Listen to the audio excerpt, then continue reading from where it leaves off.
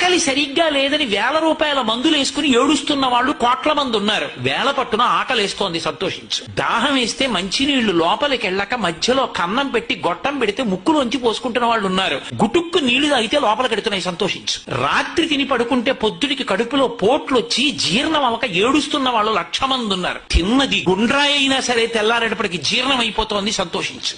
పడుకుంటే నిద్ర పట్టక చారుడు మాత్రలు వేసుకు పడుకుంటున్న వాళ్ళు ఉన్నారు. తలగడా మీద చెయ్యెట్టుకుని ఇలా పడుకుంటే నిద్ర పడుతోంది. పుస్తకం ఉంటే తప్ప మాట్లాడలేని వాళ్ళు ఉన్నారు. వేదిక ఎక్కి కూర్చుని మాట్లాడడం మొదలు పెడితే గంగా ప్రవాహంలో వస్తోంది, సంతోషించు ఈశ్వరుడి కారుణ్యానికి.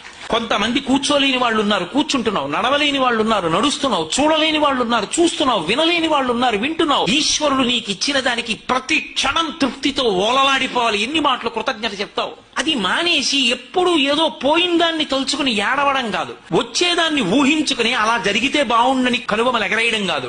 ఇప్పుడు ఇక్కడ నీకు